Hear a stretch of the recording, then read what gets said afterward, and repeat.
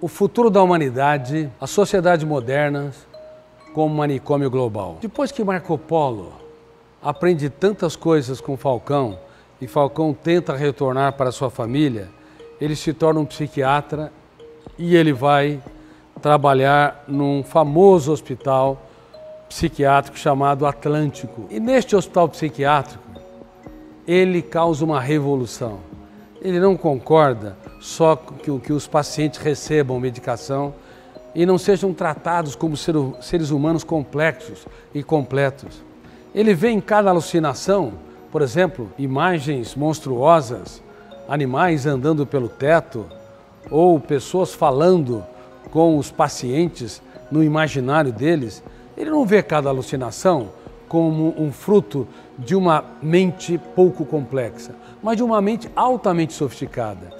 Ele vê os delírios, e delírios não são imagens bizarras, estranhas e ilógicas. Delírios são ideias estranhas e ilógicas. São pensamentos. Por exemplo, uma pessoa que se acha um grande personagem, Jesus Cristo, ou Barack Obama, ou qualquer outro personagem, que não é ele. Esse delírio de grandeza, para Marco Polo, era um reflexo de uma mente muito complexa. Quando ele também achava que tinha pessoas o perseguindo, o controlando, tentando dominar sua mente, da mesma maneira, ele conversava com os pacientes, honrando os pacientes, tentando entender como é que se construía os pensamentos que rompiam os parâmetros da realidade. E ele perguntava, onde está o eu desses pacientes?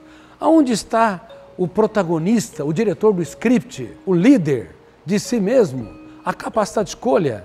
Ele questionava então onde estava o eu e ele queria que a medicação psicotrópica pudesse estar associada ao treinamento do eu, para que esse eu se tornasse o tanto quanto possível autor da sua própria história. E era incrível o que ele fazia. As pessoas sisudas, a enfermeira-chefe, não dava risada, a vida toda tratou de doentes mentais sem perceber que eles eram incríveis, mentes únicas. Os psiquiatras passavam também de maneira sisuda, fechada, pelos corredores onde havia os pacientes, mas Marco Polo os abraçava, brincava com eles. De vez em quando ele pegava uma das pacientes que ele sabia que tinha um histórico de musicista ou de dançarina e dançava com elas. Ele causava um tumulto naquele ambiente e por várias vezes a equipe de intelectual daquele hospital queria expulsá-lo. Não admitia alguém completamente fora da curva, atrapalhando aquele manicômio, na verdade aquele hospital psiquiátrico. Mas aquele hospital psiquiátrico era um reflexo de que as sociedades modernas se tornaram um manicômio global. Vocês não acham isso? Pense um pouco. As pessoas nas redes sociais usam muitos filtros. Tiram as pintas, tiram as manchas, tiram os defeitos. Isso não é reflexo de um manicômio global? As pessoas valorizam mais a marca de roupa do que o conteúdo. Eu me lembro de um paciente que tinha necessidade neurótica de poder. Ele queria sempre ser o melhor, riquíssimo, que as pessoas se curvassem ao seu poder e não à sua essência. E aí ele se tratou, começou a perceber que a sua paranoia pela grandeza era uma estupidez, que nesta belíssima e brevíssima existência o que vale é o legado que nós deixamos e principalmente o que vale é aprender a namorar a vida, ter um carro de amor com a nossa saúde emocional. E ele foi entendendo que tudo aquilo que ele acreditava era uma estupidez intelectual, uma estupidez social. E quando ele terminou o tratamento, ele tinha uma caneta Montblanc e ele me deu aquela caneta. E eu falei, eu não quero essa caneta, mas é sua, é um agradecimento, mas eu não quero. Eu fiz o que fiz porque você é um ser humano único. Vai, reescreva a sua história.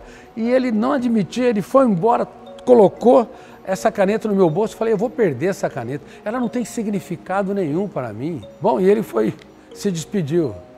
A caneta não durou um dia, nunca mais soube onde ela foi parar. Porque, de fato, não tem significado para mim. Claro, pode ter significado para você, um significado inteligente. Você pode gostar de joias, pode gostar de relógio, pode gostar de boas roupas. Tá, isso está tudo bem. Eu não sou crítico disso, eu sou crítico do excesso, sou crítico da supervalorização. Mas o que você tem de saber é que se você precisa encontrar um endereço dentro de si mesmo. Você tem de saber que o que importa é sua essência intrínseca. Você tem de saber que você não pode cobrar demais de si mesmo. Não adianta você ter roupa de marcas se você é um carrasco, cobrando demais, punindo-se demais, tendo a necessidade ansiosa de corresponder às expectativas dos outros. Você tem de saber se um hater é valorizado por você mais do que 100 elogios, algo está errado. Algo está errado. Você se perdeu nesse processo. Está vivendo num manicômio global. As sociedades modernas viraram um grande hospital psiquiátrico. As pessoas valorizam muito mais o ter do que o ser. Elas têm muito mais necessidade de apontar falhas do que celebrar acertos, elogiar, aplaudir todos os dias pessoas que amam, observar comportamentos diminutos e se tornar plateia dos filhos. Parabéns, meu filho, parabéns, minha esposa, parabéns, meu marido, parabéns, minha namorada ou namorado, parabéns por você existir. Olhar para um colaborador e exaltá-lo. Olha, é incrível sua observação, sua percepção, suas ideias.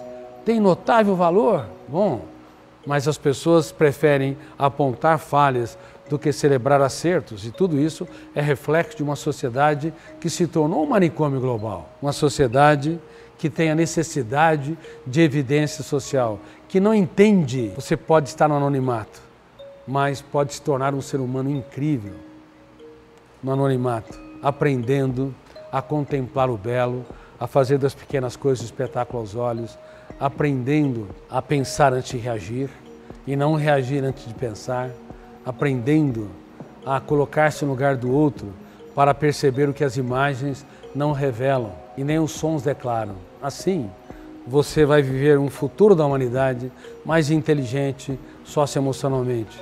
Caso contrário, o presente e o futuro será um deserto insolúvel.